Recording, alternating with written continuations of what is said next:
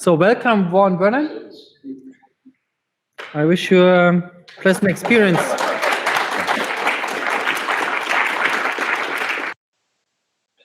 Okay, well, thank you for inviting me to do this. This is, 3, 2, 1, go. Thank you for inviting me to present, and it's an interesting situation that we're in now, but we're making the best of it. If this becomes more normal over the years, then probably what we'll have to do is improve the technologies that we're using to do this, but for now, it's the best we can do. We're agile, right? So I wanted to talk about sort of a soft tech kind of topic right now. This is get these three things right or else. And this has to do a lot with, what is our idea about transformation, let's say. Is transformation only digital, or are there other transformations that we need to make? So as just a little bit of an introduction, I had that in mind. Okay, so you probably know me for this, but I also am known for this now. This is my open source reactive platform, and several people are contributing to it, and we are actually paying developers to work on this, and it's been a lot of fun. So I'll be introducing this a little more in my next talk. So modernization. What is modernization? Everybody's shooting for modernization, aren't they? If all you have right now is a web app from 20 years ago, not good enough. It's not modern. Transformation.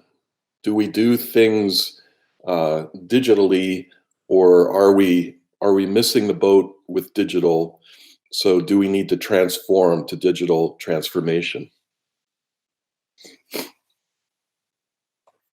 So my question, though, is more about transforming this situation, the big ball of mud. Frankly, wherever I go, all of the clients that I engage with currently and probably for the past 4 to 5 years, it's all about this problem, the big ball of mud. Everybody's in this situation. It is damaging business because you can't innovate in this kind of software environment, and you can't innovate because you can't make changes and releases in a timely manner, not according to today's expectations. So some teams are talking about releasing multiple times per day, maybe even 5 to 7 or even more times per day. But you're not going to do that with this kind of software. Companies are doing well.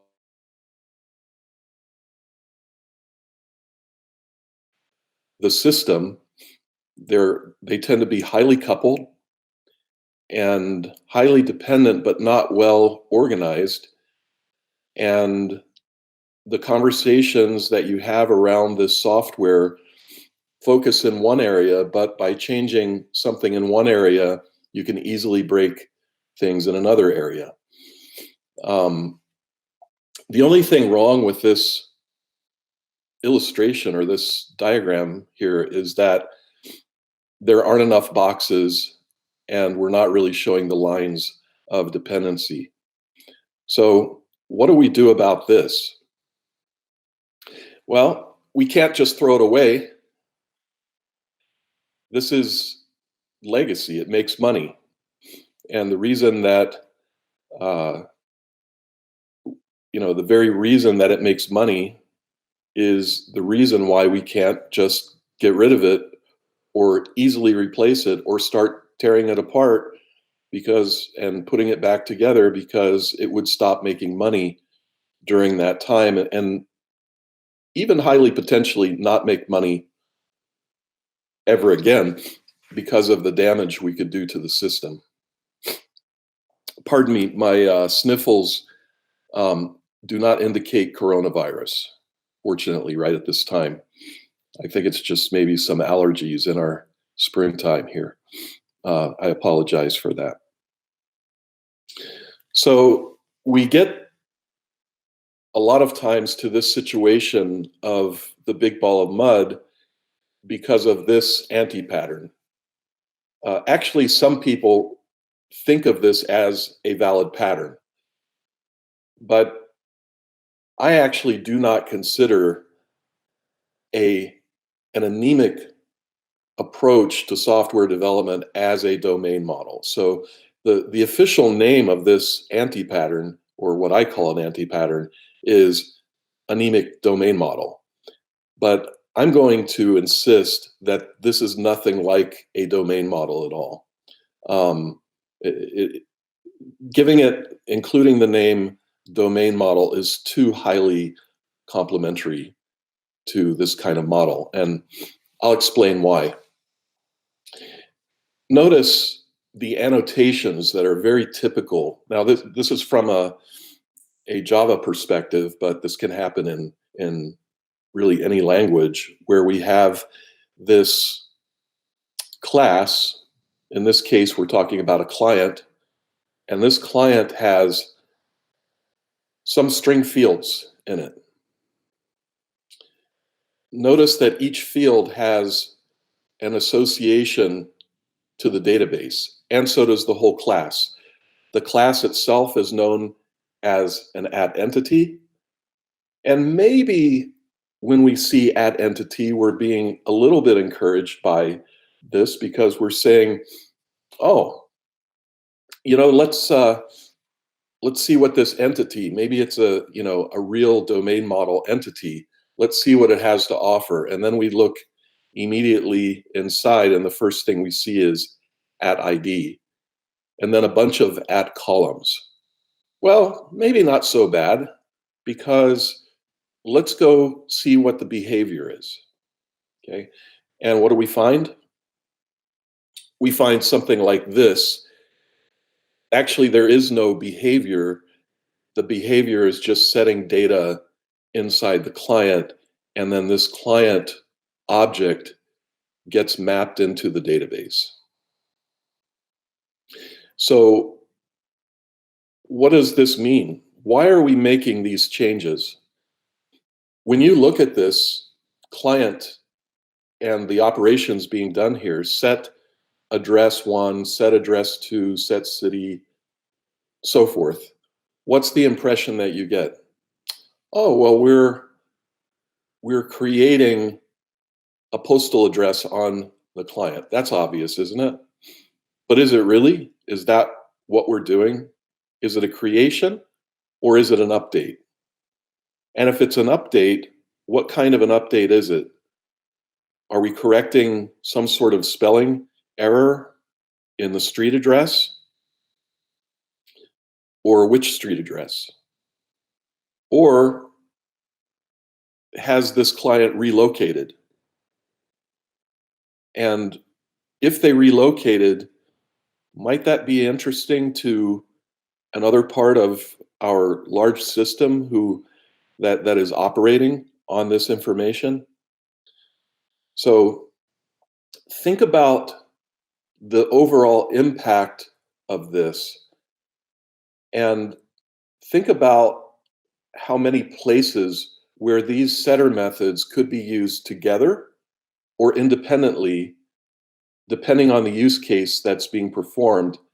And it could require you to actually go into the user interface and trace down the path of the use case until you reach this point to understand why this is being done. And actually, you can't go to the UI and figure this out. You have to kind of trace backwards, right? You have to say, oh, I'm in this method that's now setting these address fields, and I need to go back one level and see what called this, and then I have to go back another level and see what called that.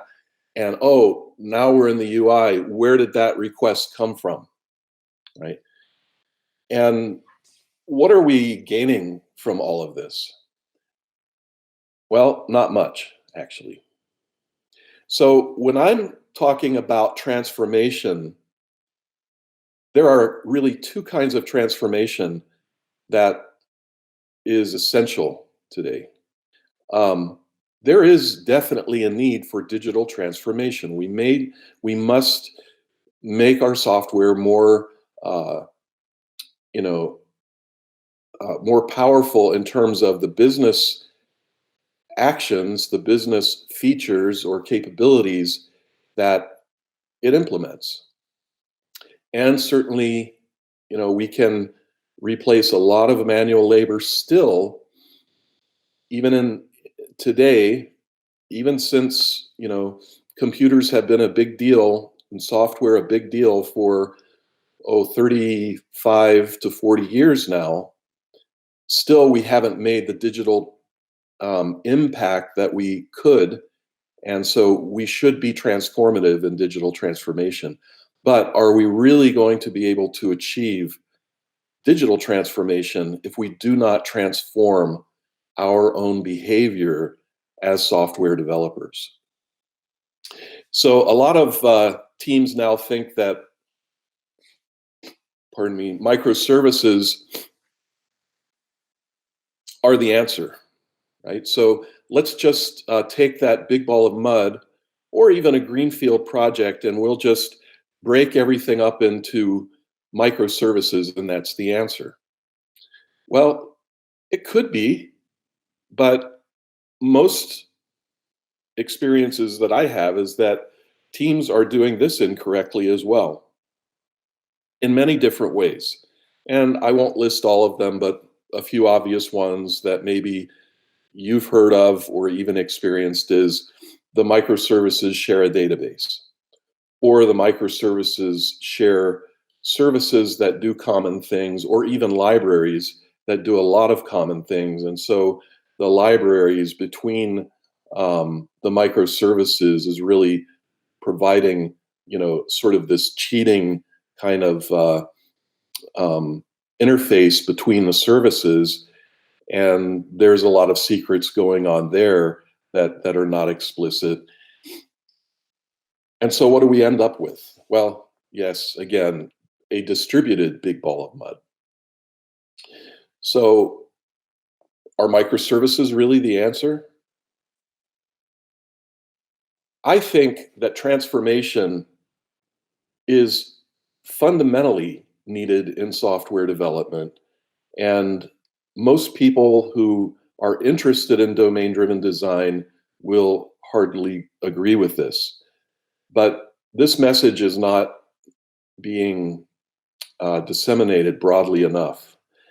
And the message really is the transformation in what we build or how we build it? And I think that to be successful with what we build, we must be first successful with how we build it. Because ultimately, any digital transformation that we attempt will be brittle and highly potentially succumb to all the problems that we've experienced over the past 40 years and more. So let's talk for a few minutes about how we build. This is actually a transformation. If you look back to that big ball of mud, the comparison, and to this could actually be the same software that was functioning in that big ball of mud, but what advantages do we have in this situation? Well, if we want to look negatively, we could certainly zero in on the individual objects. Look, there are some really big objects there, right? Might we call them God objects or something like that? They have too much responsibility, too many lines of code, they're confusing. But look at the advantages of this. 7 different organizational structures within this larger structure. And notice there's a coupling between certain parts of this organization, but I think we could refer to this as loose coupling. So objects within each of these medium-sized structures, let's call them modules. Each of these modules has some dependency on another module, but notice that the dependencies are not at the inner object level. Instead, they are at a boundary level. So I can't really point here, or maybe I can with my mouse if you can see this. This is what I'm talking about. The dependencies are at the boundary level between these modules and not from object to object within the modules. What is the difference between this and a microservice or a set of microservices? Let's say that we took all 7 of these medium-sized structures or modules and took them out of here and created 7 microservices. What would be the difference? Actually, most of the difference is only in this connection between the modules. This as maybe an asynchronous yet in virtual machine or Java virtual machine or process, as in a .NET solution, this would be like an asynchronous thread or even a synchronous thread request across these 2 modules. But in microservices, this would be the network. Unless, of course, there was some sort of strange library in between that that didn't actually introduce the network or did or sort of hid the network from us. So there, in terms of transformation, this is a monolith. So we don't have to go to microservices to transform the way that we develop software. You can still transform our mentality of the big ball of mud into this. And notice, because we don't have these object-to-object dependencies across these modules, we can refactor this oversized, let's say, domain object, or whatever this has in terms of multiple responsibilities. We can break this up into single responsibilities, and from here to here, there's no breakage. Whereas if we were trying to make that kind of change in a big ball of mud, we don't actually know all of the places that are dependent on that. And we will soon learn them. It might take days or weeks, but when the software starts failing somewhere mysteriously, and we finally trace it back to, oh, there was some change over here that caused a breakage clear over here, and we didn't realize that that was happening. So, transformation. And notice the code transformation. The client that I previously showed you now has explicit behaviors that show the reason for a client address change. Here's one of the reasons: relocate to postal address. So the client is explicitly relocated to a new postal address. Recall also that all of those attributes that we previously had on a client were individual attributes, and it's not uncommon to have 20, 25, 30, or even more individual string and or integer attributes on some sort of entity that they're just being mapped in and out of a database. But notice here that we actually have an explicit postal address concept, and this postal address concept is just that. It describes a postal address, and the postal address describes the location of the client. So these are actually not very complex wins that we can introduce into our software. Notice also that this relocate to, in terms of the lines of code in this client, it's far less lines of code than the code that was using the setter methods before. And the client software of, or the client layer of the domain model, in this case, would have a single method invocation on this client, client.relocate to. Then notice another advantage that we have is that not only do we set the postal address, but we also emit a new client relocated domain event. Recall before that maybe we're interested in other parts of the system being aware that a client relocated. And we can easily think of a use case for that. This is where a client has already purchased a product online and they didn't realize that they had their own postal address, their old postal address,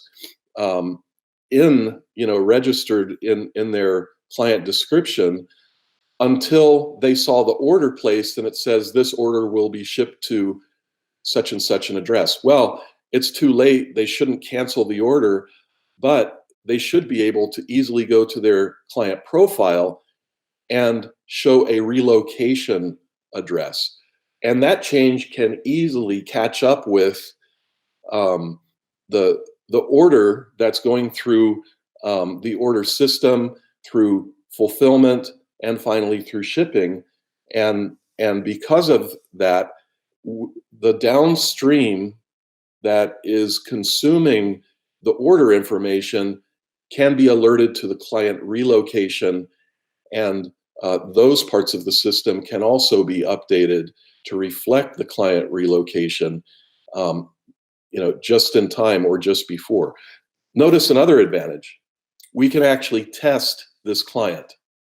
Notice the test below, client tests, client should relocate. We can perform a relocation with a single line of code using some fixtures.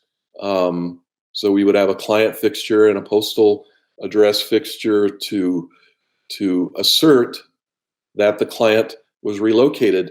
But now notice that we can check, we can assert against that the postal address in fact was changed, but we can also assert now that a client relocated event was emitted from that client. We can actually have a test that probably is no more than 3 to 5 lines of code and is very reassuring to us that this client relocates.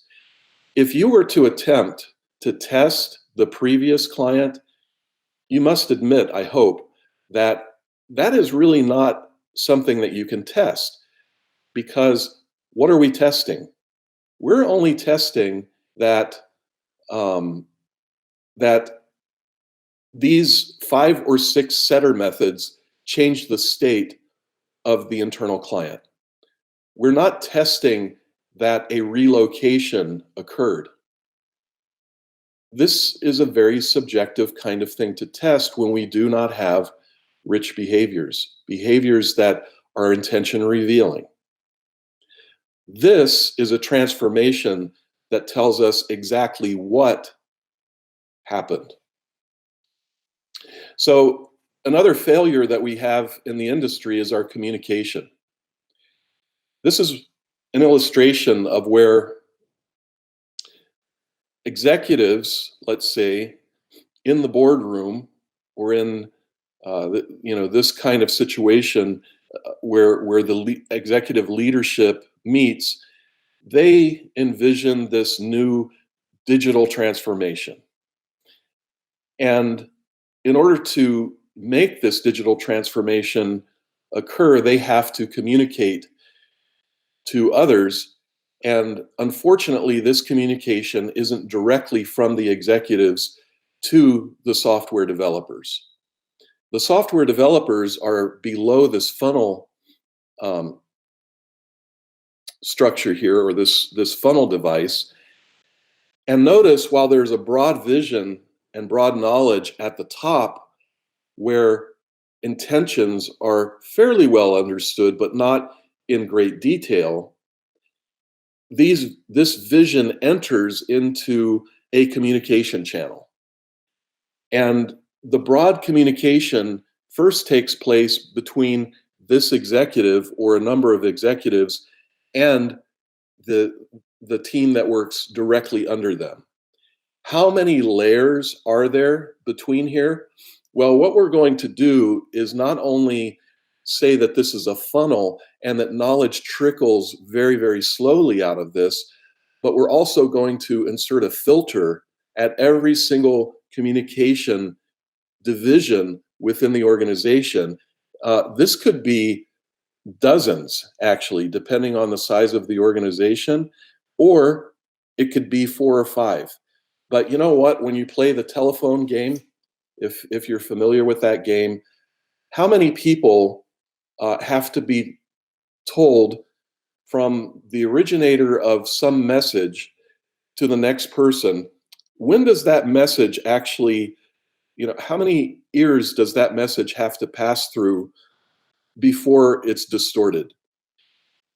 Literally, with one single person in between the originator and the one following the one who the originator said. So the third person involved will already get an obscured story, an obscured communication. You go another 2 or 3 levels, and that message will be somewhat recognizable according to the original, but the further it goes, the funnier that game becomes. The problem is, this is not a funny game to play. The other thing that happens in this case is that the developers also have the same kinds of layers and the same kind of slow communication back up to the leadership. So the limited and interpreted understanding that they had before is now a misinterpreted vision with a lot of missing knowledge. And by the time that the communication reaches the executives, and possibly with even a demonstration, a software demo of the features, the executives could be shocked by the level of difference between what their communication was and what their vision was and what they actually received. And because of the time lag between both the left and the right side of this diagram, and also the vertical time that occurs on each of these sides, by the time the executive actually sees, or the executives actually see the vision that is transmitted through the delivered software, it can actually be too late to turn back and correct this situation. Also, we have the same kind of tactical failures happening with this team. And even if they do, even if they are instructed to go correct the vision, how does the software now, how is it structured? Will they be able to make those clean refactors or even redesigns within modules? Likely not. Instead, they will be fighting with this sprawl of software across what could be several modules, and yet that isn't there. And so these kinds of situations happen time and again with our software, and the teams and the companies involved, the organizations involved, and it really becomes a strategic failure. So the best situation that we can create is where the broad vision and knowledge is given directly to a software development team. But the communication doesn't stop there. We don't end with command and control where the executive says, or the person who is in charge of delivering this vision ultimately as software. It doesn't end with them giving a command to the 4 developers on the right-hand side, and those developers just taking that command and being controlled by it. They're just somehow going to miraculously deliver great software. The communication has to go beyond just the vision statement itself. The communication has to continue. And it doesn't have to be a full-time communication, but there has to be ongoing communication. So this is where we can unite both strategic and tactical software development,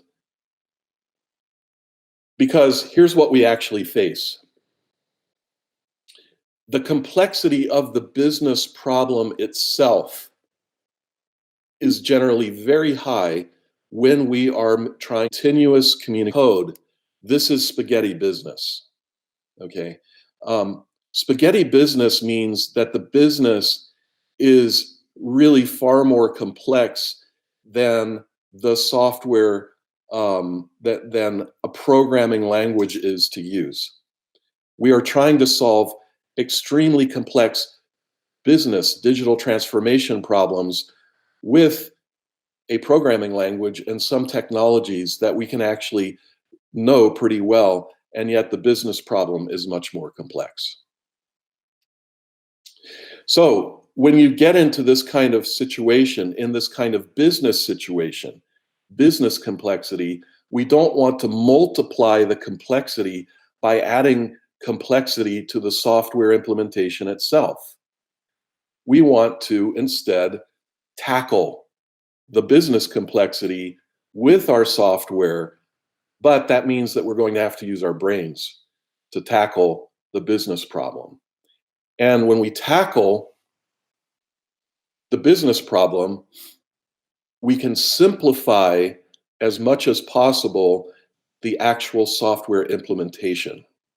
And simplification doesn't mean easy, but I must say, simplification is far easier to deal with in the long term. So take the big ball of mud, which we've probably all experienced far too much of, or the domain model that I later showed with explicit behavior, and mentally choose which one you would rather work in. I think the answer is clear. We've all heard of Feynman, right? A marvelous physicist, and he was known for having this problem-solving algorithm. So this was this brilliant man's problem-solving algorithm. First, write down the problem. 2, think very hard. 3, write down the answer. Do you know the problem with software development? We skip the first 2 steps all the time. We don't even know how to write down the problem.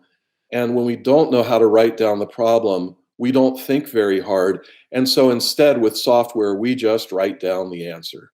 And it's the wrong answer.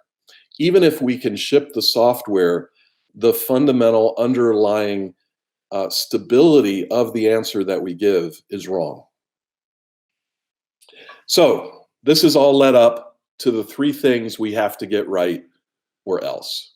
And I have to say, too, that this first thing that I'm going to share with you, Conway's Law, is something that technically really you don't get right. It's like saying, I'm right with gravity. Okay, so what does it mean to be right with gravity? Well, it probably doesn't have much meaning. Well, it could mean we decide not to jump off a 30-meter high wall or roof or something like that on a building. So that could maybe be being right with gravity. So we don't really get better at gravity, but we do live within the law of gravity. And Conway's Law, which was originally stated, probably close to 50 years ago, maybe even longer, by Mel Conway. Conway's Law is extremely important to recognize as we develop software. And if you're not familiar with Conway's Law, let me share that with you. Conway's Law states that organizations which design systems are constrained to produce designs which are copies of the communication structures of these organizations. What does that actually mean? It means that when we develop software, very simply, the software will reflect the level of communication that we have and the quality of communication that we have. Some readily say that this means that if we have 3 teams, that naturally we will have 3 subsystems, that it's that sort of organizational structure that makes that this law prove true. I actually don't find that necessarily. Actually, if you have 3 teams, all 3 teams are working in the same code base, and they're all making interchange, cross-team changes that are confusing to each team. And so anyway, I think actually what this law may be more clearly seen as having an overarching influence on is the communication within a single team. How well does that single team understand the business requirements? And if you take that funnel strategic failure that I showed before, this is the kind of communication structure that I think is more damaging to the end software development, and the one that can be most readily changed. So remember this structure? What does that actually amount to? It can amount to this, where software developers basically have a gag order. They are unable to say anything about the software. They just implement it, right? Just get it done. The executive message is just to get it done. And then there's this situation. The business expert. Who is the business expert? Do we know even who they are? And if we know who they are we able to talk to them? Are we permitted to talk to them? Or is that not permitted within our organization? So Conway's Law, it's our choice. If we change our communication structures, right, the structure within the organization of communication, we will stand a much better chance at succeeding. Well, do we then say, haha, we've created this communication structure, achievement unlocked? Is that true? Well, let me talk about the second thing that we must get right in order to succeed with software development or else fail. The second step, Conway's Law. Now, this is not a mistake, but the reason that I'm reiterating Conway's Law is that once we get the structure correct, we probably still have enormous changes to make in the kinds of communication that we have on a single team. So don't think that just by creating the proper structure that we will work better within the influences of or the properties of Conway's law. So what actually we're looking back at again is this business complexity. And unless we go searching for what we don't know that we don't know, we will never know it, and we will continue to deliver ordinary software, even with the best communication structures. So we have to use a learning tool. And domain-driven design is one of the best learning tools because it features communication. By a ubiquitous language being modeled within a bounded context, this reflects directly the communication quality within a team that hopefully includes a close relationship with a business person that understands the software that needs to be delivered. But even that business person will not understand entirely what the strategic and tactical steps should be to deliver that software. It will require close contact and continuous communication, not necessarily all day long, but at least at certain parts of the week, and certainly during short time frames within a day, we can accomplish a lot with that kind of communication if we know what our questions are and if we have strong communication. Another thing that's very important in this situation is experimentation. So if we think we have the right answer, write it in code, implement it in code, and see how it feels.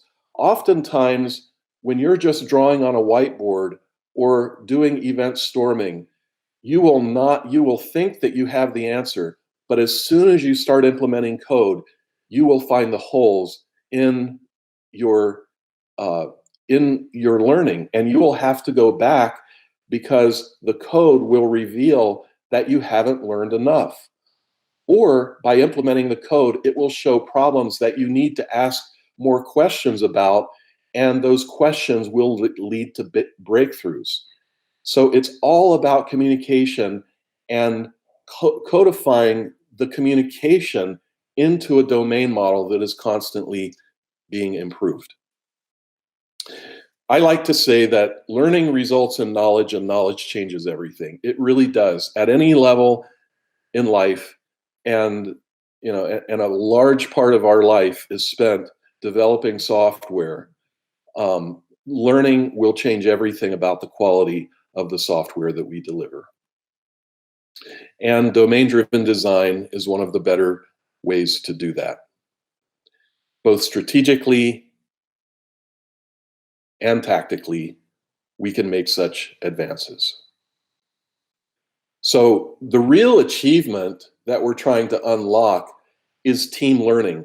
We're building a structure that enables strong communication, but we actually have to use strong communication within that team structure in order to actually achieve good results, the superior results.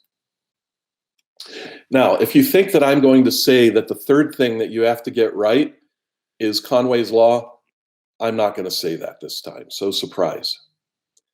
I'm going to say what I've alluded to and maybe even hinted toward throughout this discussion or presentation is that modularization is extremely important.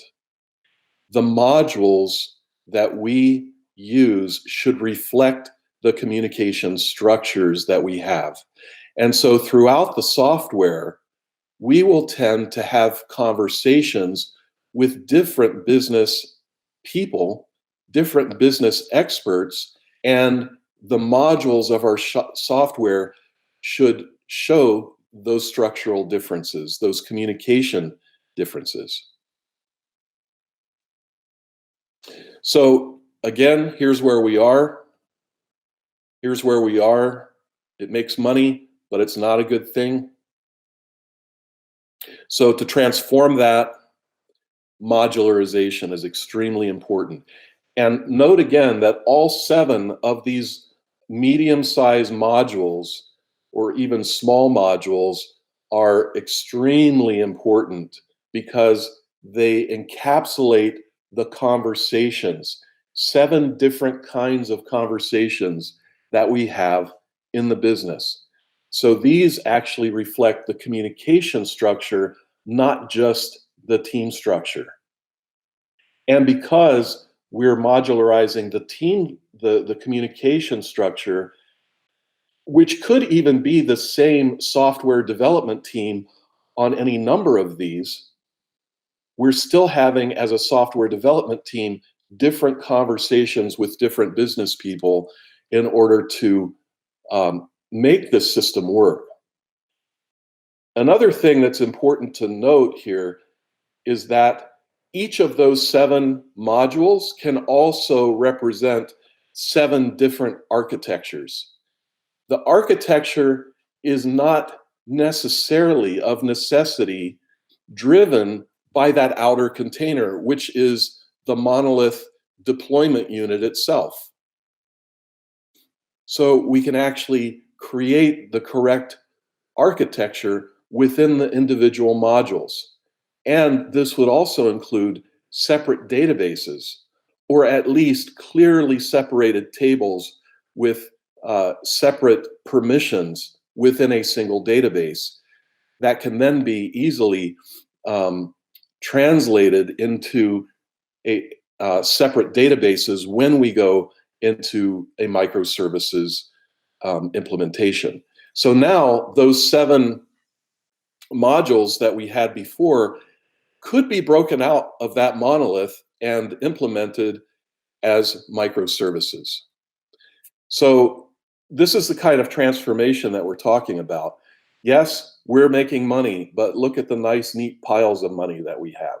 This is where we have are reflecting a strong communication, not only in structure, but in the actual quality of the discussions that we have as teams. I'm going to end now. I had a few more things that I wanted to say, but my time has, I've gone over time a bit. I apologize, but let me end here